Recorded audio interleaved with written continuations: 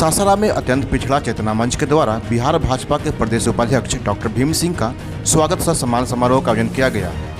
कार्यक्रम में पहुंचे भीम सिंह का गर्मजोशी के साथ स्वागत किया गया। सभा को संबोधित करते हुए भीम सिंह ने कहा कि पार्टी का एक कार्यकर्ता हो या नेता, जो मान सम्मान भारतीय जनता पार्टी में मिलती है वो किसी भी पार्टी में नहीं मिलती है।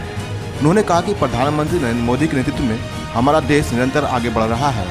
श्री सिंह ने कहा कि भारतीय जनता पार्टी गरीबों की पार्टी है और यह पार्टी सभी के हितों को लेकर आगे बढ़ती है।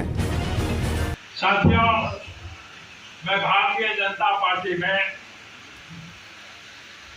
8 साल पहले आया था और 8 साल पहले जब भारतीय जनता पार्टी ज्वाइन किया उस समय हम बिहार विधान परिषद के सदस्य थे। बिहार विधान परिषद में एक टर्म 6 साल हमने पूरा कर लिया था, दूसरा टर्म चल रहा था।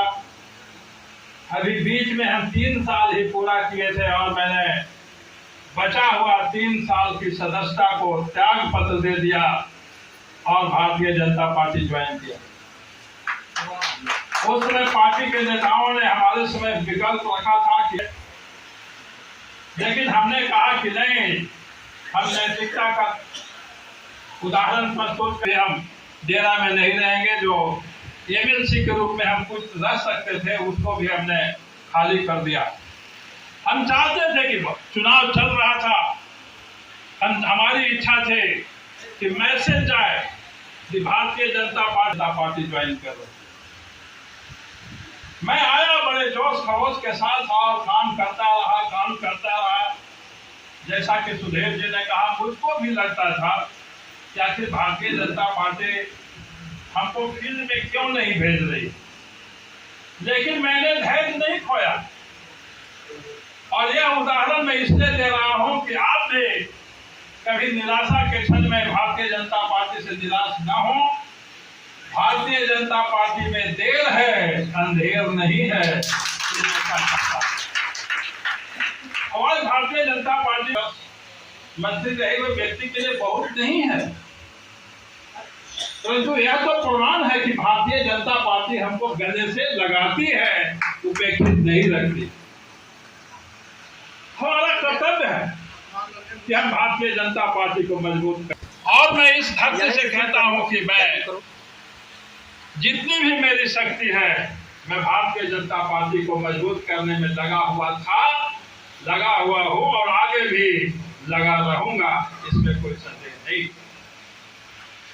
भारतीय जनता पार्टी और खास करके भारत की जो सरकार है वह गरीब के प्रति बिल्कुल ही चेतनाशील है। गरीब कल्याण उसकी प्राथमिकता है। पहले की सरकारें कांग्रेस 70 में, लेकिन बैंकों में खाते नहीं खोले जा सके, बैंक की शाखाएं गांव में नहीं खोली गई। श्री नरेंद्र भाई मोदी जी जब आते हैं तो गरीबों का जनधन खाता खोलते हैं और आज 50 करोड़ खाते जनधन खाते खोले गए हैं, जिसमें 2 लाख करोड़ रुपए इन गरीबों के जमा। गरीबों का मकान बनता था। मकान है गरीब का, अंबेडकर साहब के नाम पर नहीं, इंदिरा आवास नाम रख दिया। गरीबों के मकान से इंदिरा जी का क्या लेना देना? अंबेडकर साहब का नाम होता तो कोई मौजूद ही होता। जगजीवन बाबू का भी रख देता तो थोड़ा देर चल सकता था। उन्हीं के पार्टी के, उन्हीं के पार्टी में भी उनकी बेटी है, लेकिन नहीं। हमारे प्रधानमंत्री नरेंद्र भाई मोदी जी ने निर्णय लिया कि सभी गरीबों के मकान बनेंगे और पहले की अपेक्षा बड़े बनेंगे, और जब बनेंगे तो उसमें रसोई भी, गैस भी कनेक्शन रहेगा, उसमें पानी का नल भी रहेगा। माने आधुनिक जो भी सुविधा है, जो जीवन की मूलभूत सुविधाएं हैं, उससे जुड़ा हुआ आवास अब बनाया जा रहा है। यह नरेंद्र भाई मोदी जी की सरकार की थी। पहले के प्रधानमंत्री राजीव गांधी कहा करते थे कि जब दिल्ली से 1 रुपया चलता है तो गरीबों तक 15 पैसा पहुंचता। राहुल गांधी से पूछा जाना चाहिए कि जो उनके अब्बा जान बोल रहे थे कि 15 पैसा पहुंचता है तो 85 पैसा कहां जाता था?